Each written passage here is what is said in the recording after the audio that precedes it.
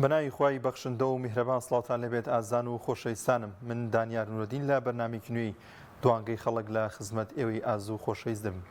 ئازان خۆشەویستان ئەو تەوەرەی هەڵمان بژاردا و ئێوەی ئازیز و منیش گفتوگۆ و قسە و باسی لەبارە دەکەین سەبارەت بە لەدەستدانی سەروەری خاکی هەرێمی کوردستان و قەوارەی هەرێمی کوردستان لەلایەن بەغدادەوە. دەزانین ڕۆژی ڕابردوو دادگای فیدراڵی عێراق بڕیاری داکە حکوومەتی هەرێمی کوردستان بە حکوومەتێکی کاربەڕێکەر ناو ببات، وهروەها هەڵوەشاندنەوەی پەرلەمانی کوردستانی ڕاگەیاند و هەروەها کۆمسیۆنی باڵای هەرێم کۆمسیۆنی باڵای هەڵبژاردنەکانی هەرێمی لە کارخراو حساب کرد. لە دوای ئەوە کاردانەوەیەکی زۆری بەرفراوانی بە دوای خۆی داهێنا، دوایەوەی کە لە ماوەی ڕابردوودا هەناردەکردنی نەوتی هەرێم ڕاگیرا و هەروەها حکوومەتی هەرێمی کوردستان نەوتەکەی ڕادستی بەغدا کرد. ئەمە یەکێکی دیکە بوو لەوەی کە قەوارەی هەرێمی کوردستان بکەوێتە بەرمەترسی و وەکو قەوارەیەکی بەهێز نەمێنێتەوە. سڕایەوەی کە لە ماوەی ڕابردوودا لە ماوەی 30 ساڵی ڕابردوودا حکومڕانانی یەکێتی و پارتی هەمیشە و بەردەوام لە بەرژەوەندی حیزبی، لە بەرژەوەندی شەخصی، لە بەرژەوەندی بنەماڵەیی کاریان کردەوە بۆی کە لە نێو ئەم قەوارەی هەرێمی کوردستانەدا بەرژەوەندەکانیان بێتە دی بێگوێدانە لایەنە سیاسەکانی دیکەی ناوخۆوەها لایەنەکانی نێودەوڵەتی بۆی کە ئەم قەوارەیە وەکو خۆی بۆ بەهێزی بمێنێتەوە، بەڵام گویان پێنەدا و لە ئێستادا بەو شێوازە ڕۆشتۆ کە دەیبینین کە ڕۆژی ڕابردوو دادگای فیدراڵی عێراق بڕیاریدا لەوەی کە پەرلەمانی کوردستان بە پەرلەمانێکی هەڵوەشاوە هەژمار بکرێت و لە ئێستادا دام و دەستگاکانی حکوومەتی هەرێمی کوردستان، سەرۆکایەتی پەرلەمان، سەرۆکایەتی هەرێم، حکوومەتی هەرێمی کوردستان بکەوێتە ژێر پرسیارەوە. لە ئێستادا بە گوێرەی یاسای پەرلەمان کە لە ڕابردوودا دەرچووە، لە دوای هەڵۆشانەی پەرلەمانی کوردستان پێویستە لە ماوەی 75 ڕۆژدا هەڵبژاردن ئەنجام بدرێت، بەڵام ئەوەی کە دیارەوە ڕوونە تاوەکو ئێستا بڕیار نییە هەڵبژاردن لەو ماوە کەمەدا ڕوودات لەلایەکە کۆمسیۆنی باڵای هەرێمی کوردستان لە کارخرا و هەروەها کۆمسیۆنی باڵای حکوومەتی عێراقیش ڕایگەیاندووە بۆ ئەنجامدانی هەڵبژاردنێک لە عێراق کە ئەوان بتوان ئەو هەڵبژاردنە بەڕێوە بن، پێویستیان بە زیاتر لە 6 مانگە. وەڵازان و خۆشەویستان، ئەمە بابەتی ئەمڕۆمانە ئێوەی عەزیز و خۆشەویست دەتوانن ڕاوسەرنجی خۆتان لەسەر ئەم بابەتە بخەنە ڕوو لە ڕێگەی ژمارە تەلەفۆنانی کە لەسەر شاشەی پەیام دەردەکەوێت. دەچمە لای یەکەمی پەیوەندی کاک عەبدوڕەحمان وەردەگرم لا هەولێر. کاک عەبدوڵڵا، کاک عەبدوڵڵا سڵاوی خوا لێبێ. الو، سلام علیکم کاک عەبدوڵڵا. عەبدوڵڵا سعدوڵڵا کاک دانیار جان. باشە کاک عەبدوڵڵا گیان. سلام ورحمة الله. سعدوڵڵا کاک دانیار جان بەڕێزی. سعدوڵڵا کاک سعدوڵڵا گیان باشی. تێکەر کرا بەڕێزی من بە عەبدوڵڵا هەرێمی کوردستان بەرامبەر سەروەری بەڵێ بۆچی هەرێمی کوردستان سڵاوی خوای گەورە لێ پێشەچی سڵاو لە کەناڵە جوانەکەی پێیان لێرە کاتە شاری سلێمانی سڵاوی خوای گەورەتان لەبێ. سپاس بۆ یعنی نەبێتە هیچ شتێک، بەڵام سپاس بۆ ئەندام پەرلەمانەکانی کۆمەڵی ئیسلامی، کۆمەڵی دادگەری بەڕاستی یعنی شایانی ئەوەنە باز بکرێن، شایانی ئەوەنە مەحەد بکرێن، یعنی بەڕاستی لە پەرلەمانی کوردستان ئەوانە خوان لێش نەدزێتەوە بڵێن شتی باشیان کردوەنانی ئەگەر هیچیشیان نەکردێ بەلایانی کەم، یعنی خۆی سێ پارتی سەرەکیە لە هەرێمی کوردستان یەکێتی و پارتی گۆڕان، ئەوانە بە تایبەتی کە شتێکی خراپیان کردێ شتێکی باشیان نەکردێ، ئەوانە تاوانباری سەرەکی لە هەرێمی کوردستان. بەڵێ بۆچی هەرێمی کوردستان بەرامبەر بەغدا سەروەری لەدەست داوە لەبەر ئەوەی ساڵی 2017 ڕێفراندۆمێکی سەرخۆڕیان کرد کە ئەو ڕێفراندۆمە هەتا دەوڵەتە بە تایبەتی داگیرکەرەکان وەکو رووسیا، ئێران، وەکو دەوڵەتە کانیدی ئەوروپیەکان کتیان ئەو ڕێفراندۆمە مەکەن کە ئەو ڕێفراندۆمە لە سەرخۆمان داشکاوە، نانی خاچی هەرێممان 151 لەدەستدا، ئەو هەموو پێشمەرگە بە کوشتن چی بکوژدا شەهید بوو. بەڕاستی یعنی ئەوانە وەکو شتێکی لیازم و خاک فرۆشتن وەکو شتێکی باشان نەکردووە. ئەوە بە تایبەتی لە 2013 کە نەوتیان ڕادستی تورکیا کرد 10 ساڵ کە ئەو 10 ساڵە بەڕاستی بەس نەهامەتی و هیچ بنەهامەتی بوو بۆ هەرێمی کوردستان. ئەوانە دوو بنەماڵە سوودیان لەو نەوتەبینی، یعنی هیچ سوودێکی نەبوو بۆ خەڵک بۆ زەماوەڕ ڕانی بە پارە و بە نەوەچیکە هیچ خەڵک سوودی لەو نەوتە نەدی بەتابەتی کە هەرێمی کوردستان ینی بەرامبەر بەغدا سەروەری لەدەستداوە لەبەر ئەوەی ینی بەتابەتی هەرێمی کوردستان ئەمە نیمچە هەرێمێکی سەر بە بەغداینە کە ئەمە ینی هەر شتێکە کرا لە بەغداوە دەرەچێ بۆ هەرێمی کوردستان دێتەوە ئەوانە خۆیان ڕێک بێخێن خۆیان ڕێکەوە لەگە ڕاو سەرنجی خۆیان بخەنە ڕوو کاکەریم لە سلێمانی وەردەگرین. الو کاکەریم گیان سڵای خوا لێبێ. مرحبا براکەم چۆنی هەردوو چاوم. سپاس دەکەم براگەوری منی. بۆچی هەرێمی کوردستان لە بەرامبەر بەغدا سەروەرەکانی لەدەست داوە شتێکی زۆر جوانە زانی بۆچی لەدەستی داوە کەم ئێمە خۆمان یعنی لە ناو یەکە ڕێک نین بۆ دەسەڵات وەرگردن بۆ ئەوەی کەوا ئەمەکە کۆنتترۆلی ئەوە کە بکات کامە شتێکە لە ئەحزابی ئەتلافیا ئەو شتە هەیە بەس بە شێوەیەکی نهێنی نەگۆگەمەیە کە پارتیوێکێتی ئەمە قودا قودا ئەمە لە زەدەری ئێمەیە چونکە ئێمە دوژمنمان زۆرە با پێشە بڵێم عەرەب هەر عەرەبە ینی چێ سنە بێ چی شیعە بێ چی ئەوە بێ ینی ئەمانە ینی جایەتی کورد هەر ئەکەن ئەوەی کورد دەستێناوە بە دەستێناوە لە کوردستانی عێراقا ئەوان چاویان پیاو نایە ئەڵێ بۆ لە بەشەکانی کردوانێ بۆ لە ئێران 25 ملیۆنی کورد هەیە ئەوە نییە بۆ لە تورکیا 5 ملیۆنی کورد هەیە ئەوە نییە بۆ لە بۆ نییە بۆ لای ئێمە هەبێ لەبەرەوە چاویان بە تایبەتی عەرەبی سونەشی شیعەتەکان ئەوە فیتی ئێرانە نایەڵیان ئەوانەی کە عایدی ئێرانن ناڵن کورد زیاترین بێ بۆیە ئێران هەندێک جار تەداخولەکات لە ڕێگەی هەندێکەوە فیتی ئێرانە بەڵام خۆشیات دژمنی کورد نییە بەزەوەی ئێران وای لێکە کە ئاوها بەرامبەری ئەو سەروەریانە لە دەستدا و کیانی کوردی ئەوە شێواشکە بکەنەوە ئەمە بەشێکی گرنگە ئێران لە ڕێگای براشیعەکانمانەوە ئەو شیعانەی کەوا وەختی خۆی ئەوانی ئەدامێنە نەکردڕایانەکرد بۆ ئێرە بەڵام بە جوملە لێیانیانە کوشت یعنی من بینی بووم عەسکەر بووم قەستەم بخوا لاکی زەلامێک ڕانەوە کە هینەکرد لەو جنوبە لە ئینتیفاقەکەیە ئەم شیعانە ڕایانەکرد فرای کوردستانە کەوتون و ئەچون بۆ ئەوجی بۆ ئێران نێوان سقینەکە ئێوە هەر وەفاتانە بێ وەفات بەرامبەرەوە کە کوردستان بەخێوتان یەکرد لەبەرەوە ئەوە فیتی ئێرانە ئەوە هیچ ئەمانی خۆیان ناڕێکن ئێمە یەکەم شت کە ئەوەمانەیە ئەو جەماعەتەمان کە چوو بوون وەختی خۆ لە دەستوریاندانە زۆر شارەزانە بوون بۆ نمونە هەرێم بۆ کورد کەم بوو چونکە بۆ کورد لەوە پێش خۆی دەوڵەت بوو کاکە تۆنەشی بەوە بۆایە بداوی کۆنترۆلی کردایە بەڵام ئەوان بەداخەوە نەزان بۆ پۆستوپەنە بۆ پۆستوپەنە قوڕیان کردە سەرمانە و هەرێم کەمە هەرێم ئەبێت تۆ بەشێک بی لە عێراق محکەمەی ئیتیحادی چوار محکەمەی ئیستێنافی هەیە لە باشوور لە وەسەط لە بەغا لە ئەوەی سونەکان چوار محاب لێمە چوار ئێمە هەر چوارمان لە محکەمەی ئیتیحادی کۆبینەوە ئەو سەرپەرشتیمان کات چونکە لە چاکەوەی عێراقای لەگەڵمان بووی سۆسپاس بۆ پەیوەندیەکەت بەڵێ دەست پەیوەندیەکی دیکە کاک عەبدوڵڵا وەردەگرم زۆر سپاسەکەی کاکەم گیان کاک عەبدوڵڵا لە چوارقورنە وەردەگرم کاک عەبدوڵڵا گیان سڵای خوا لێبێ. وعەلەیکە سەلام سەرە دوو چاومان. بەرامبەر بەغدا ئەم هەرایە بەڕاستی سێدێ محەممەد دادگای پاریسە ئەو کەرێ بە کورد دەگێت ئەوە دادگاکەی پاریسە عەرەبی وە هیچ کردەوە لە بەغدا ئەمە عەرەب ئەوە نییە بە دەستوور کار نەکا بە یاسا کار نەکا ئەی بۆ ئەمە پیاوەرە پاریسەکان دەڵێ بە ئەمریکای دەڵێ وەرە بە دەستوور کار نەکەی بە یاسا کار نەکەی دەڵێ ئەوە شەونی داخلیە أو لو شؤون داخلية أو لو شؤون داخلية كردستانية أكيد تدورش لباريس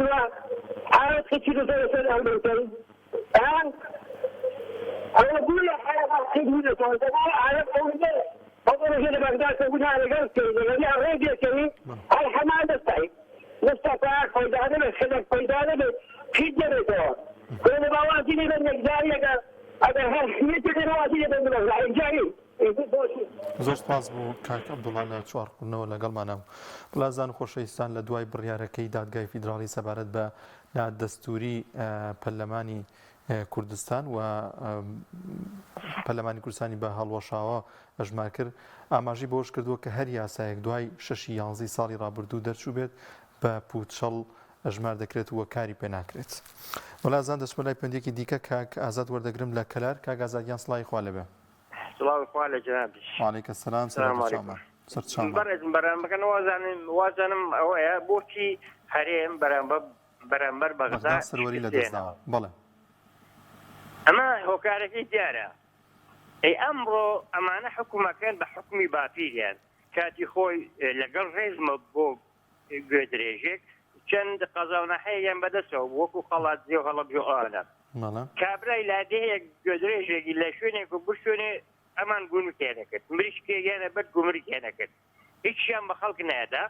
چەتەکانیشیان من ناڵێ پێشمرگای چەتەکانیشیان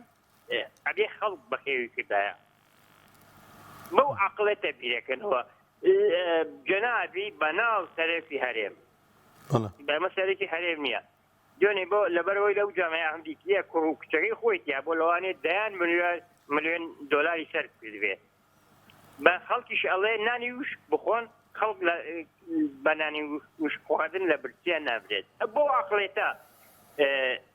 وڵات بڕێوە بن بە عەقڵێتی باپیریان ئەمانش حتممە لەبێ شکست بێنن هیچ وەزاریتیان نییە. کاک ئازاد پێت وایە کە دوای ئەو بڕیاری دادگای فیدراڵی حکوومەتی هەرێم و پەرلەمان ئیدی بتوانێت کارەکانی بەڕێ بکات یاخودەوەی کە کاریگەری هەبێت لە نێو هەرێمی کوردستاندا؟ بەڕێزم ئەمانە لە دەرەوە شکستێنێنەوە لە ناویشەوە و هەر بە یاسا ئەمانە حکوومەتی بەغا قانون ئێمە عێراقین بمانێ نەمانێت هەیسێ عێراقین کە ئەڵێ ئەمانە لە ڕووی یاسایەوە هیچ شەرایطێکیانە دی حکمی چیەکەن وەنیا وەکو چەتە و مافیا گەر ئەمێننەوە ئەمانە وجودیان نابێ بمێنێ مانەوەیان وەکو چەتە و وەکو مافیاگەر وەکو کۆمەڵێ دەست ماونەتەوە هیچ یاسایەک لە پشت ئەمانەوە نییە کارەکانی شێن یاسایی نییە یعنی وەکو چەتە شتێکیش نایەتای بیانی چەتەیە وەنیا بەربوو نەزیگیانی ئەم خەڵکە و ئەم دوو بنەماڵە پاست نایکەلێمە بە ئەمتیازەکەم کاک ئازادیان کەلارەوە لەگەڵمان نابووی کاک مەحموود وەردەگرم لە دوهۆ کاک مەحموودیان سڵاوی خوا لەبێ. بەڵێ پەیوەندەکەی کاک مەحموودیش داخرا. بڵازان خۆشەویستان لە ماوەی ڕابردوودا 30 ساڵی حکومڕانی یەکێتی و پارتی بە دیاریکراوی کە دوو هێزی دەسەڵاتدارە لەم هەرێمەدا هیچ کات گویان بۆ لایەنەکانی دیکات لە ناوخۆی هەرێمی کوردستان بوو بێت یاخود لایەنەکانی نێودەوڵەتی و وڵاتانی دەرەوە نەگرتۆ بۆی کە ئەگەر مەترسێک لەسەر قواری هەرێم بوو بێت ئەگەر مەترسێک لەسەر حکومڕانێکی خۆیان هەبوو بێت پێگوێدانی ئەوان هەر حکومڕانی بەردەوام بوون و ئامۆژگارەکانی ئەوان وەرنەگرتۆ تاوەکو بەو ڕۆژەی ئێستا گەشت کە ئەم بڕیاری دادگای فیدراڵی کاریگەرێکی زۆری دەبێت لەسەر کۆی گشتی قوارەی هەرێمی کوردستان و هەروەها لەسەر حکومڕانانی هەرێمی کوردستان و ئەو دەسەڵاتانی کە هەیەن. کاک حەکیم وەردەگرم لە زەردەلیکا و کاک حەکیم سڵای خوا لەبێ. سڵاو لە جەناب و مامۆستاگیان سەر هەردوو چاوم کاک حەکیمیان قوربانی هەردوو چاوم مامۆستاگیان نازانم ئەم قورئانە کورد چۆن ناویەوە کە دەستە دەنەسی جزمەی قورئانە خائینات لە خاک و وەتەن و میلەت نەکەن یعنی پاشەکەوت و لێبڕین و خۆگوجاندن نازانم لەکانیانەوە یعنی ئەمان خۆیان ئەمەیان کردووە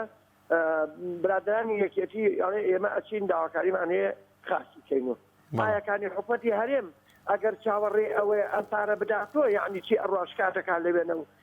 چۆن ئەو کاتە پاشەکەوتێ کرد و چۆن ئیتاتێ یعنی بە چه حەقێن ناڵێ حکومەت ینی ئەو نەوتی تەسلیم کردێ هەموو سنوورەکانی تەسلیم کردێ یعنی بەچی شێوەیە ئەتوانێت کە نەیەڵێ ئەم حکومەتی بەغا ئەمە بکات حکومەت دەماچەیە بەخشیوە پارەیەدا خۆتە زانی بۆ دەنگات ئیسە بێمنەتە حکومەتی هەرێمەڵێ پێویست بە بەغدا ناکە خۆم پاشەکەوتەکە گەڕێنمەوە ئەخر مامۆستاگیان بۆ ڕێگری ئەکا لەبەرپیان ناخۆشەکە ئۆپۆزیسیۆن دەینا یعنی لەبەر چی یعنی ئەو پارە وەکو نەکەن ئەو پارە وەکو ئەم خەڵکە داماوە بێچارە کە خوا چارەی نەداتی لەولاوە ئێران ئاماندیەکە لەولاوە تورکیا ئەوەکە لەولاوە بغا أماكا لولا وحشتي شعبي لا كركوكا أماكا نازانم وەک ئەوان واکەن ئەمان بۆ ئەم تعدا لە ئێماکەن یعنی بۆچی پاشەکەوتێک لە بەغاوە بێت بۆ ئەم خەڵکە فەخیر و هەژارە بۆ ڕێگری لەکەن یعنی لەبەر چی معنای وایە گەرەکیانە نەیدەنەوە معنای وایە ئەو سیجزە کە دەستیان پیادا هەوڵیوەتە ئاخری معنای وایە هیچ ڕاکێکیانە بووە ئاڵێن کاربەدەستانی حکوومەت و توێژی حکوومەت ئەڵێن نابێت ئەو پاشەکەوتی موچەیە لەسەر ئەو بودجێ بێ کە دەنێرێت بۆ هەرێمی کوردستان ینی ئەوان ڕێگرن لەوەی کە پێویستە حکوومەتی عێراقی ڕاستەوخۆ پاشەکەوتەکە بگەڕێن لەسەر ئەو بودجە و پارەی کە لە بەغدادەوە دەنێرێت بۆ ماوەسازانیان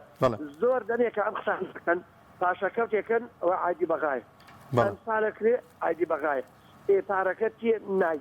یعنی نازانم زۆر خەڵک بەگیە لەزانن واللهی مناڵێکی بەربێشکە پرسیاری لێ بکە ئەو پارە عادی ئەمان ئەی پاشەکەوتەکە قسەتەکەەوە ئەی لەکوێدایان ناوە عادی بەغایە ئەی باشە ئەم هەموو پارە لە پێشمەرگە و لە خانەنشین و لە نازان چی ئەبرن ئەی کوچنوخێکیان دانا بۆ ڕۆژێکی کارەسات ئەی باشە پاشەکەوتەکە کە پاشەکەوتیان کردە داهاتە حکومەتی بەغا گەڕانێن دوو بۆ یاچیان یەکردێ یان وەکو خەسەخانەکەی کاکە مەسوور کرد نازەم لە وڵاتە لە کوێسەندی یان بۆ شتێتیان دانا یعنی ئەم هەموو حیزبە بە هەر هەمویانەوە والله وبالله تنها قالك انا غد فيها تفكير يمكن بلعب خواي جورا انا قبول ناكا بالتاكيد كخوال صدامي قبول ناكل لا انشي قبول ناكا يعني لا راو بو انا اهرشاكن ولا ولا سلبغاي اي لا سلبغاي تو ام بارو تشي لك انت شكوت بوكوي داس خوشي بو تورك دوست بۆ کاکاکیم لە زەردەلیکاوە لەگەڵمانە بوو بەڵازان خۆشەویستان دوایەوەی کە پەرلەمانی کوردستان بۆ درێژکردنەوەکەی بە نادەستوری هەژمار کرا وەروەها دادگای فیدراڵی ڕایگەیاند کە حکوومەتی هەرێمیش بە حکوومەتێکی کاربڕێکەر ناو دەبرێت و لێسەدا کارەکانی بەو شێوازەیە بە گوێرەی یاسای بڕگەی پێنجیە لە یاسای دەی هەرێمی کوردستان ئاماژە بۆ کراوە کە لە کاتێکدا ئەگەر پەرلەمانی کوردستان کەوتە حاڵەتێکی مەترسی یاخود پەرلەمانتاران نەیانتوانی کۆ ببنەوە ئەوە دەسەڵاتی بڕیاردان یاخود ئەو بڕیارانەی کە دەدرێتە سەرۆکی هەرێم و ئەو هێزی بڕیاردانی دەبێت و دەتوانێت بڕیاردا بەڵام یاسان ئاسان ئاماژە بەوە دەکەن کە لە ئێستادا سەرۆکی هەرێمیش ناتوانێت کارەکانی پەرلەمانی یاخود ئەو یاسانی کە دەردەچن ئەو واژۆیان لەسەر بکات و بڕیارێک دەرکات کە هێزی یاسایان هەبێت لەبەرەوەی کە ئەو یاسایە ئاماژەی بە هەڵوەشاندنەوەی پەرلەمان نەکردووە لە ئێستادا پەرلەمان هەڵوەشاوەتەوە و ماوەکەی بەسەر چووە وەروەها ئەو یاسایانەشی کە لە دوای 6 ساڵی 2022 دەرچوون هەمووی بە پوچەڵ ئەژمار دەکرێن لە ماوەی ڕابردوودا بە چەند قۆناغێک قواری هەرێمی کوردستان کەوتە مەترسیەوە لە ڕابردووشدا نێردەی نەتەوە یەکگرتوەکان ئاماژەی بەوە کرد کە ئەگەر بەم شێوازە حکومڕانیە بەردەوام بن لایەنەکانی دەسەڵاتەوە ئەم قوارێ وەکو خۆی نامێنێتەوە مەترسی لەسەر خودی قوارەکەش دروست دەبێت بەڵام بێگوێدانە ئەو ئامۆژگاریانەی وڵاتانی دەرەوە هەروەها لایەنەکانی ناوخۆ لایەنەکانی ئۆپۆزیسیۆن حکومڕانانی هەرێمی کوردستان بەردەوام بوون و ئەو بوو لە ماوەی ڕابردوودا دادگای پاریس بڕیاریدا کە نەوتی هەرێمی کوردستان ڕادستی بەغدا بکرێت و نەوتی هەرێمی کوردستان کە دەیناردە دەرەوە ڕابگیرە و تاوکو ئێستاش ڕاگیراوە لە هەموو ئەمانە وای کرد وردە وردە قواری هەرێمی کوردستان بکوێتە مەترسیەوە لە لایەکی دیکەشەوە ئەو کەسانی کە نەیاری هەرێمی کوردستانن ئەمە بە بقۆزنەوە کە لە ئێستادا هەموو حکوومەت و دەسەڵاتەکان هەرێمی کوردستان نایاساین و نادەستورین ئەم بقۆزنەوە بۆی کە زیاتر دژایەتی هەرێمی کوردستان بکەن و بتوان بەرژەوەندەکانیان بخەنە ڕوو لە ماوەی ڕابردوو تریشدا ساڵانی ڕابردوو ئەوە بوو کە ریفراندۆم ئەنجامدرا بۆ هۆی بەدەستدانی بەشێکی زۆر لە خاکی هەرێمی کوردستان و سەروەریەکی دیکەش لەو کاتەدا لەدەست چووە حکوومەتی هەرێمی کوردستان نەیتوانی ئەو پارێزبندی یاخود ئەو پارێزگای لە هەرێمی کوردستاندا بکرێت بەڵازان خۆشەویستان دەچینە لای بانگی پیرۆزی ئێوارە دواتر بەردەوام دەبین لە دوانگەی خەڵک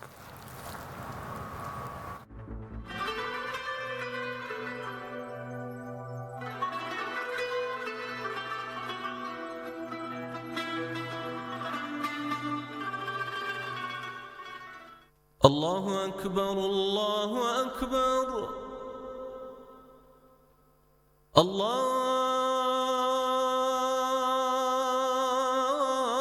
أكبر الله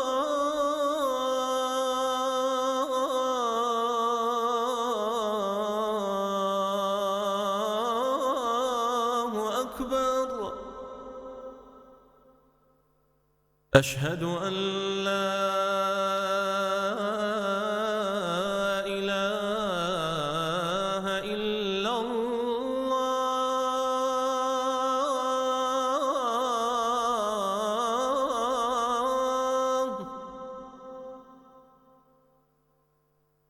أشهد أن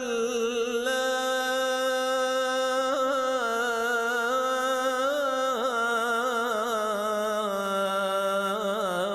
إله إلا الله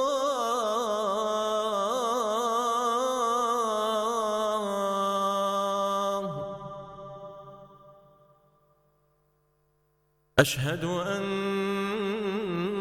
محمدًا رسول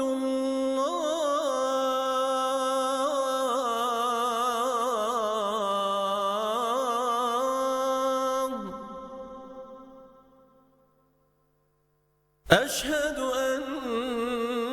محمدًا رسول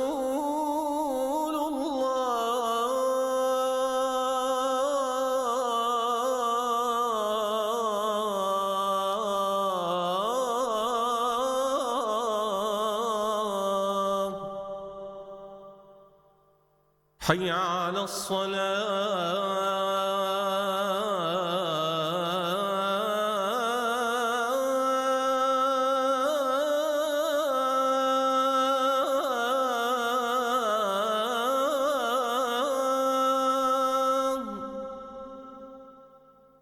حي على الصلاة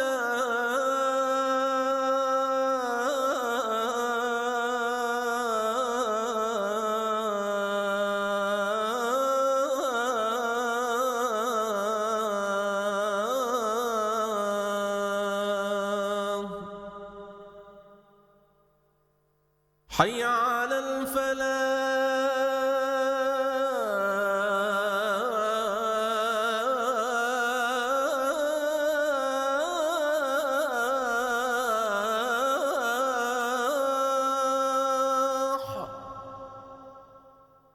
حي على الفلاح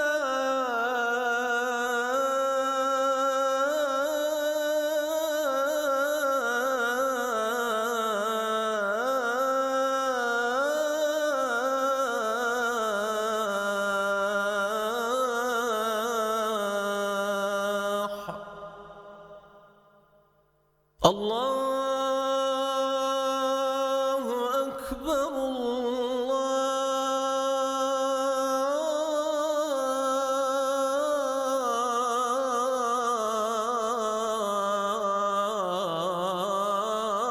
الله أكبر لا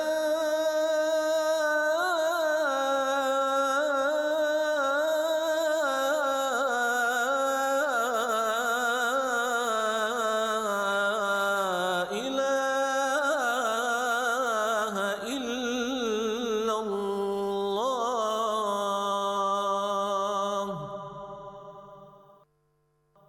اللهم رب هذه الدعوة التامة والصلاة القائمة آت محمدا الوسيلة والفضيلة وابعثه مقاما محمودا الذي وعدته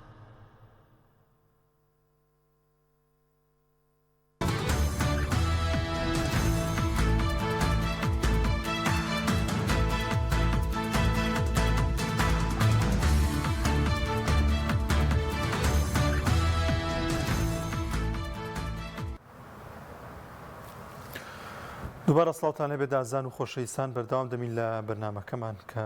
قسە و گفتوگۆ دەکەن لەگەڵ ئێوەی ئازوو خۆشەویست سەبارەت بە لە دەستدانی سیادەی سەروەری هەرێمی کوردستان بەرامبەر بە بەغدا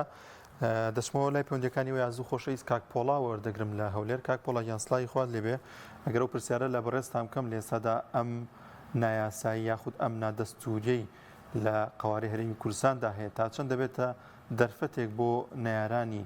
ئەم هەرێمە ئەوە هەلێ بقۆزنەوە کە زیاتر سیادە و سەروەری ئەم هەرێمە بشکێن و بتوان بەرژەوەندەکانیان لەم هەرێمەدا بهێنە دی. سەرەتا سڵاو لە بەڕێزت لە بینەرەکان لە کارمەندە بەڕێزەکان و خۆشەویستەکانت. تەوەرەکەت یەکجار بە دڵما کاکە دانیار.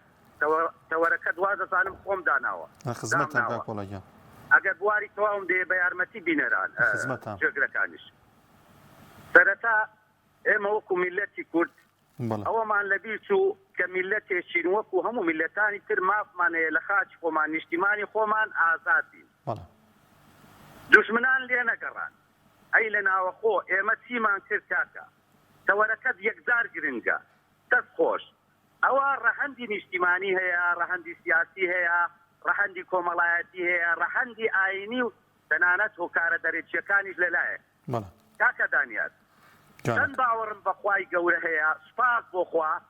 ئەوەندە باوەڕم هەیە تا ئێستا سەرکردەیەکی نەتەوەیی نیشتیمانیمان نییە لە سەتاسەد دڵنیام لە سەتاسەد دڵنیام بۆ چونکە هەموو میلەتان دەرفەتێکیان بۆ ڕێکەوت خۆستیانەوە سەیری کە میلەتان زۆرن کات نییە نمونە بێنمەوە لە 2003 سوپاس بۆ خوای گەورە دەرفەتێکی زێڕینی بۆمان ڕەخسان بەڵام ئەوانەی کە بربەرەکانێ و عەشقی پۆست و پارە بوون تەنانەت نەک کوردستانیان لکاندەوە بە عێراق دەیان خاڵی لاوازیاندا لە ڕووی ئابووریەوە نەیانتوانی تەنانەت لە دەستور و لە یاساکان بڕگەیەک بۆ قەرەبووکردنەوەی کوردستان دابنێن هاوشێوەی کوێت بە سەدان تریلیۆن دەبایە قەرەبکەواتە ئەوەیان نەکرد خاڵێکی تر هەزاران ڕۆڵە و کەس و کاری تۆ و من و بینەران و بیسەرانیان بە شەهیدکردندا دەیانگوت حەمرین سنوورمانە کوردستانیان نەمان لەگەڵ دروشمەکانیشان ڕاست بۆ نەبوون گوتیان ئەو ناوچانە ناوچەی ئێمە نییە خاچی کێشەلەسەرە کێشەلەسەریش لە ڕووی یاسایی تەمەشاکە کاکە دانیار هیوادارم یاساناسەکان جێم لێگرن ئەگەر دوو کەس دوو لایەن کێشەیان هەبوو دەبێ لایەنی سێم حاکم بێ کاکە دانیار نابێتە نابی ڕاکان خۆی حاکم بی خۆی تەرەفەکیش بی خۆی بڕیار بدا و خۆی تعریف تیشبی لە هیچ شوێنێکی دنیا شتی وانە بووە تەنانەت لەناو هیچ هەلەوەرێک ئاژەڵێ دوو لە ڕووی تۆ لەناو سیستەمی باڵندەکانیش نەبووە تۆرە کێشەت لەگەڵ نەتەوەیەک هەبی لایەنی دووەم حاکم بێ دادپەروەر بی نوێنەری شت بنێری دان بەویش دابنێی هەڵوێستی شت نەبی خاڵێکی تریان تێگای ئەوەیە گلەیی لە پیاوانی ئاڕێنی بەڕێز بکەم کە ئێوە پێشەوا بوون بەڵام یەکێتی زانایانی ئاینی کوردستان کاکە دانیار تکامان لێیان کردو دەزانی تکامان لێیان کردووە یەک فتوا بدەن ئایا داگیرکردنی خاکی کورد حەڵاڵە یان حەرام ناوێرن کاکە دانیار ناوێرن کەواتە مەلایانی تاوانبارن ئەوانەی کەم تەرخەمن ئەوان تاوانبارن نمونەکرد بۆ بێنمەوەکو مێرچی کوردیان تعریف کردووە هەندێک لەوانەی بەناو یەک نمونەی سادا هیوادارم توێژینەوەی لەسەر بکەن دەزانی ئەگەر من تۆ بە ڕێزێکی تر ناوی منداڵەکەی لێ بنێ پێغەمبەر ڕەنگە ئەو مەلایە 1100 بۆختان هەڵبەستێ دەڵێ چۆن دەبێ مناڵت ناوی پێغەمبەر بێ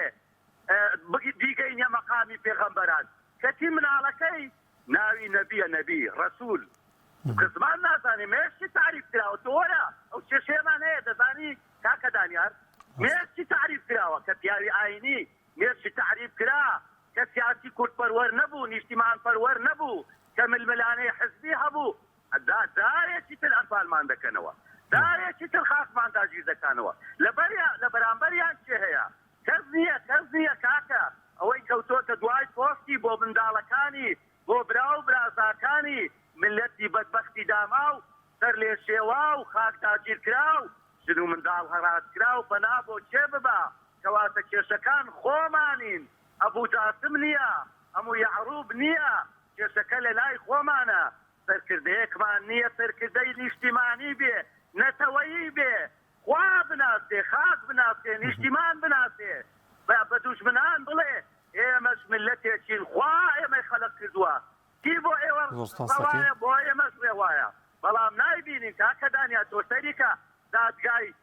دارستانی دوێنێ دادگای دارستان من ناوی لێ دەنێم دادگای دارستان دەزانی بۆ بەڕێزت کاتم دێ تۆ سەیریکە ڕاکان چی لە کوردەکان دەکەن لێ ناگەڕێت دوێنەش بکەن لەناو پەرلەم ئێستا کار بە یاسای عەلی حەسەن مەجید و بڕیارەکانی مەجلیسی قیادەی سەورە دەکرێت لەناو پەرلەمانی عێراق کەچی هەندێک وا بەتەمان ئەواندا سەروەریمان بۆ بێنن سۆسەیری شنگالیەکان کە بوونە هاوڵاتی نایلۆن نشین سۆسەیری کە مادەی 130 کەس بەلایەنەوە ناتێ من گلەیی لە چێ بکەم لە ئەمریکیەکان لە شۆفێنیەکان لە دەور و پشت خۆمانین هەر خۆمانین خاڵی لاوازمان دا بە دوژمنان خۆمان پەرتەوازە کرد یەک ریزیمان نێست هیچمان نێست تاوانەکە لە ئەسۆی پیاوانی ئاینیە لە ئەسۆی سەرکردەی حزبەکانە لە ئەسۆی ڕۆشنبیرانە لە ئەسۆی ڕاگەیانکارانە پەیوەندیەکەت زۆر سپاس بۆی کە لەگەڵمان نبووی بەڵازان و خۆشەویستان لە ماوەی ڕابردوودا لە 9 دی ساڵی ڕابردوو پەرلەمانی کوردستان بە دەنگی 80 پەرلەمانتار پەرلەمان درێژکرایەوە حکوومەت هەرێمی کوردستان درێژکراوە بۆ وەرزێکی دیکە کە تیایدا ئەمە ڕخنەیەکی زۆری بە دوای خۆی داهێنەوە لایەنەکانی ئۆپۆزیسیۆن دژی وەستانەوە و لە نێویدا کۆمەڵی دادگەری دوای ئەوە هەڵوێستی خۆی ڕاگەیاندووە دژی ئەو بڕیارەی پەرلەمان بوو بۆی کە کاریگەریەکی زۆر خراپی دەبێت و هەروە ئاماژەی بەوە کرد لەو کاتەدا ئەمە دەبێتە مایەوەی کە قەواری هەرێمی کوردستان بکەوێتە مەترسیەوە سەروەری هەرێمی کوردستان لەدەست بدرێت چونکە ئەمە نایاساییە نادەستوریە کە پەرلەمان درێژ بکرێتەوە پەرلەمان خودی پەرلەمان خۆی درێژ بکرێتەوە و هیچ پاساوێک نەبوو لەو کاتەدا نەشەڕی داعش بوونە قەیرانی ئابوورینە هیچ حاڵەتێکی نەخوازراو تا ئەو بخوازێت کە پەرلەمان درێژ بکرێتەوە ئەو بوو کاردانەوەیەکی زۆر بە دوای خۆی داهێنا لایەنەکانی ئۆپۆزیسیۆن کشانەوە لە پەرلەمان و لە نێویدا کۆمەڵی دادگەری دواتر هەم لە پەرلەمان لە هەم لە حکوومەتە خۆجیەکان بە تەواوەتی کشایەوە پێیوا بوو کە ئەوەی کە هەیە لە ئێستادا نادەستوریەوە نایاساییە پێویستە حکوومەت و پەرلەمان هەمیشە بەردەوام لە بەرژەوەندی هاوڵاتیاندا بێت و لە بەرژەوەندی هاوڵاتیانی یاخود لە بەرژەوەندی ئەم هەرێمەدا بێت کاتێکە درێژ بکرێتەوە یاخود شتێک بێتە ئاراوەکە ئەوە بخوازێت پەرلەمان و حکوومەتەکەی درێژ بکرێتەوە بەڵام بە هۆکاری ڕێگنەکەوتنی دوو لایەنی سیاسی بووە ڕێگنەکەوتنیان لەسەر کاتی هەڵبژاردن لەسەر شێوازی هەڵبژاردن بۆ مایەوەی کە بە شێواز لە شێوازەکان پەرلەمان درێژ بکرێتەوە کە لە هیچ پەیڕەوێکی نێو پەرلەماندا نییە پەرلەمانی کوردستان درێژ بکرێتەوە کە ئەمە بۆ هۆیەوەی کە دواتر کاردانەوەیکی زۆر هەم لە ناوخۆ هەم لە نێودەوڵەتیدا بە دوای خۆی دابێنێت و لایەنەکانی دەرەوە بەتایبەت نێردەی نەتەوە یەکگرتووەکان ئاماژی بەوە کرد کە پێویستە حکوومەت و کاربەدەستانی ئەم هەرێمە بە خۆیاندا بچنەوە و ئەگەر بەم شێوازەی حکومڕانی بەردەوام بن ئەوە هەم حکومڕانەکەیان هەم هەرێمەکەیان دەکەوێتە بەر مەترسیەوە و ئەوەی کە زیاتر کاردانەوەی بە دوای خۆی داهێنا ئەو بڕیارەی ڕۆژی ڕابردووی دادگای فیدراڵی عێراق بوو کە وەک پێشتر ئاماژەم پێکرد بڕیاریدا درێژکردنەوەی ماوەی پەرلەمانی کوردستان بە نایاسایی بە نادەستوری هەژمار بکرێت و هەروەها ئەو یاسایانەشی کە لە دوای 6 ساڵی ڕابردووە دەرچوون هەمووی بە پوچەڵ هەژمار بکرێن و هەروەها حکوومەتی هەرێمی کوردستانیشی بە حکوومەتێکی کاربەڕێکەر ناوبردوو و لە نێویشیدا کۆمسیۆنی باڵای هەڵبژاردنەکانی کوردستان بە کۆمسیۆنێکی لە کارخراو ئاماژە پێ بکە ئەو لایەنانی کە بەرگریان دەکرد لەوەی کە ئەم درێژکردنەوەی نادەستوری نیە نایاسایی نیە پاساویان ئەوە بوو کە لە ئێستادا کۆمسیۆنی باڵای هەڵبژاردنەکان کارانیەوە ناتوانێت هەڵبژاردن ئەنجامدات بۆیە پەرلەمان درێژ کراوەتەوە دواتر بە ئامادەبوونی کۆمسیۆنی باڵای هەڵبژاردنەکانی عێراق کە لە دادگادا ئامادەیی هەبوو ئاماژە بۆ کرا کە کۆمسیۆنی باڵای هەڵبژاردنەکانی عێراق دەتوانێت هەڵبژاردننی هەرێمی کوردستان بەڕێوە بات بەڵام پێویستی بە ماوەی 6 مانگێک تاوەکو بتوانێت هەڵبژاردن لە هەرێمی کوردستاندا بەڕێوە بچێت بەڵام بە گوێرەی یاسا بە گوێرەی دەستور پێویستە لە دوای هەڵوەشاندنەوەی پەرلەمانی کوردستان و نادەستوری نایاسایی پەرلەمانی کوردستان لە ماوەی 75 ڕۆژدا کۆمسیۆنی باڵای هەڵبژاردننی عێراق و یاخود هەرێم بێت بە هەماهەنگی لەگەڵ سەرۆکی هەرێمی کوردستان و لایەنە سیاسیەکان کاتێک دیاری بکەن بۆی کە هەڵبژاردن ئەنجام بدرێت بەڵام ئەوەی کە دیارە و ئەوەی ڕوونە تاوکو ئێستا بڕیار نییە هەڵبژاردن بەم نزیکانە ئەنجام بدرێت و ئەمەش بۆ خۆی کاردانەوەیکی زۆر بە دوای خۆیدا دەهێنێت لە ناوخۆ و هەروەها لە دەرەوەدا و تایبەتی دەرەوە کە بۆ خۆی کاریگەرێکی زۆری دەبێت بۆم بابەتە بەشێکی زۆر لە هاوڵاتیان نووسیویانە کاک محەممەد عوسمان نووسیوێتی حکوومەتی چی حکوومەتی کاربڕێکەر و حکوومەتێکی ئەکسپایرمان هەیە وەروەها ژاڵە عوسمانیش نووسیوێتی پێویستە لایەنەکانی ئۆپۆزیۆن زیاتر کاردانەوەیان هەبێت زیاتر بەرەنگاری لایەنەکانی دەسەڵات ببنەوە تاوەکو ئەم نادادی و ئەم نایاسایە پەیڕۆ نەکرێت. وەڵازان خۆشەویستان دەچمەوە لای پەیوەندیەکانی ئێوەی ئازیز کێمان لەگەڵە دیارە پەیوەندیەکەی داخرا.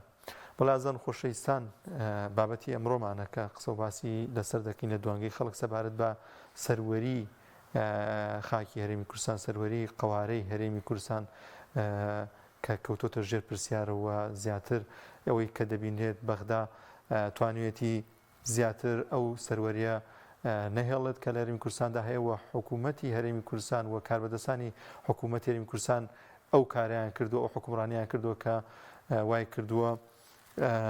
زیاتر ئەم قەوارەیە بکەوێتە مەترسیە وە سیادەی لەدەست بدات. دەچمەوە لای پەیوەندیەکانی ئێوەی ئازوو خۆشەویست کاگەمین وەردەگرم لە سەی سادق کاگەمین گیان سڵای خوا لەبێ. سلام علیکم کاکە زانیار. وعلیکە سەلام سەرە دوو چاومان. بەڕێزی وەڵی کاکە زانیار لەبارەی تەوەرەکەتەوە بەڕاستی ئەم بەڕێزە لە دوای 2003 یعنی ئەوە بۆ بازرگانی و بۆ پۆست و بۆ امتیازات چون ئەوە بۆ سەروەری خاک و بۆ سەروەری نیشتیمان و عەرز و ئەم شتانە نەچوون یعنی ئیتر خۆ ئەمە بەڕاستی بازرگانی بووە کەسابەت جیایە لەگەڵ سیاسەتە کەسابەت جیایە لەگەڵ حەق و ماسی خەڵکە ئەم هاتوو حەقی بۆ خۆی چەندووە نەک بۆ خەڵک ئەم جارە ئێمە بیستمان لە پارێکە لە کاتی بڕیارەکەیدا لە فیدراڵیەکە لە 2010 قەرار بوو بڵێ مادی خەڵکی جێبەجێکرێ ئەوانە کاتێ بە ئاگاداری هەرچەند ئەوروپا ئەمریکاش ئەمە کرابوو کە وازە مادی خەڵکی بێن و بچن بەلای نۆفرۆشتنەوە يعني براسي ام برزانا حتى ايش ورده روج البعض يعني كانوا روج الدنيا كان دي كانوا روج قاعد هذا ما هو يتبع هذا بو هنا لي يعني شيء كل يعني شيء وين ولا ما هو براسي او خمي بعض يعني باروشتان وخمي سرور خاجه نبوه ك زوج كزوج عشان انا فروشنا بخلق ضمله يعني اشتينا توي انا براسي من حاجه مش يعني برادرك له هولي كان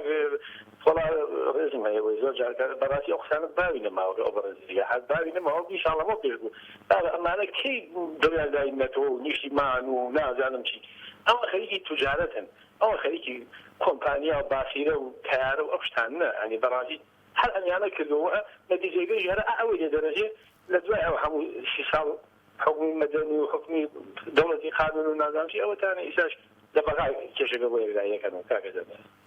زۆر سپاس دەکەین کاک ئەمین لە سەی سادقە و لەگەڵمانە وەڵازان و خۆشەویستانم بە یارمەتی هاوکارانم دوانگەی خەڵکم پێشکەشکردن تا بەرنامێکی دیکە بەخواتان دەسپێرین خواتان لەگەڵ.